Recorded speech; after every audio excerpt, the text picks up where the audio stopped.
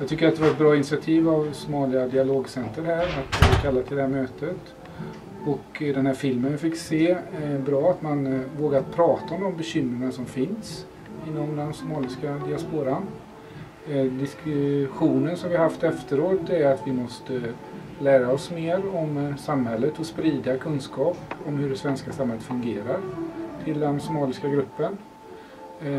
Jag tror det finns väldigt många bra initiativ tidigare. Vi ska jobba vidare på de bra initiativen som finns. Jag har haft en bra stund här och sett en film som handlar om våld. Extrem våld, ibland just i detta fall var det somalier då. Och här är en stor fråga som måste alla hjälpas åt i. Det räcker inte med skolan, det räcker inte med socialtjänsten, det räcker inte med polisen, utan det är alla som måste hjälpas åt här. Och det kan vara en start på en början på ett jobb här. Vad tror du att det kommer hända sen om socialen och andra också kommer samarbeta? Tror du att det kommer lösningar? Ja, hela problemet kommer man inte att lösa, det tror inte jag. Men man kan åtminstone börja se signaler kanske hos ungdomar och främst som är på väg att. Och framförallt att ge de somaliska föräldrarna att de får förtroende för socialtjänsten, för det har de inte idag. Mitt namn är Heisam Abdelrahman. Jag är samordnare mot våldsbejakande extremism i Göteborgs stad. Och jag såg precis en dokumentär som Somalia Dialogcenter har gjort. Det jag skulle vilja ta med mig och lyfta fram är det faktum att det här är nog den första gången jag ser ett sånt här projekt, ett sådant engagemang där man bjuder in så många representanter för den somaliska gruppen eller diasporan i Sverige och ger någon form av lägesbild hur situationen ser ut i Sverige överlag och samtidigt förmedla ens tankar och känslor. Och det är någonting jag tror är väldigt bra för att skapa bro mellan den somaliska diasporan och den somaliska invånaren som bor i Sverige, svenska medborgare då, och framförallt då resten av samhället. Det jag tyckte var väldigt bra var att här tog man fram det faktum, man pratar om det gemensamma.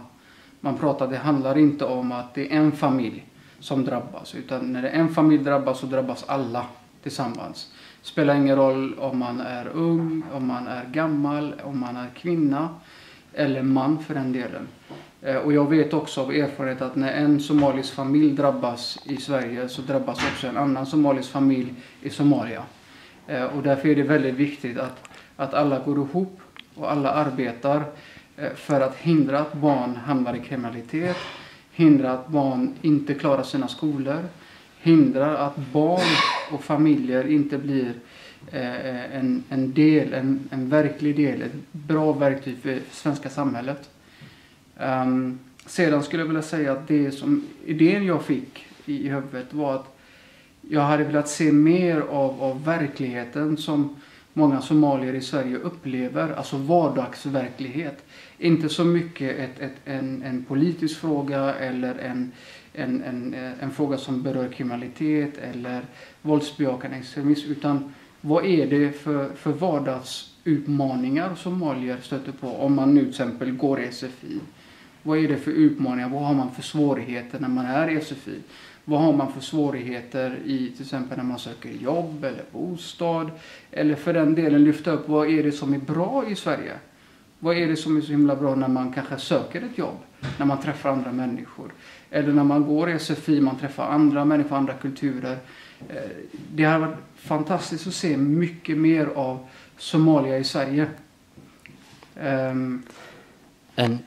Vi hade en liten debattgrej som vi alltid gjorde för andra. Finns det någonting som du lägger till för den här debatten? Jag tyckte att diskussionen kring det här när man upplever att man är utanför samhället. Hur viktigt det är att hitta då verktyg som gör att människor kan komma in i samhället. Jag tyckte att det var också väldigt bra att vi diskuterade det faktum att det handlar inte bara om utanförskap. Det handlar också om att antingen så exkluderar man sig själv eller så blir man exkluderad. Vad finns det för verktyg som redan existerar i kommunen, existerar i skolan, existerar i universitetet, existerar i samhället som kan stärka somalier att bli en del av Sverige? Jag brukar ju säga att på samma sätt när det regnar i Mogadishu så drar alla somalier upp sina paraplyer i Sverige. Så tycker jag det är lika viktigt när någon blir framgångsrik i Sverige, en somalisk familj eller somalisk person, så ska man kunna uppleva det likadant hemma i Somalia. Det jag tycker är den viktigaste grejen som kom upp i diskussionen, det var vad vår syster sa om det var Bettan förresten, som sa att vi hade möte med en massa somaliska mammor och de sa att vår identitet är att vi är somaliska svenskor, men våra barn är svenska somalier och vi förstår inte varandra. Därför är det väldigt viktigt att föräldrar nu, oavsett om det är mamman eller pappan, även kusiner, morbröder, farbröder, morfar, farfar, börjar prata mer med sina barn. Så att familjen börjar diskutera mycket mer med varandra. Vad är det för problem barn upplever? Vad är det för problem föräldrar upplever? För jag vet, när min familj kom till Sverige så fick jag hjälpa mina föräldrar att komma in i samhället. Precis som mina föräldrar fick hjälpa mig att komma in i mitt samhälle där mina föräldrar kommer ifrån. Och nu 20-30 år senare när jag är vuxen så får jag fortfarande hjälpa mina föräldrar att förstå hur Sverige fungerar. Det är ingenting man gör över en vecka eller en månad eller ett år. Det gör man under ett helt liv. Och det är någonting man ger arv till barnen så att de inte behöver uppleva samma svårigheter. Tack så mycket.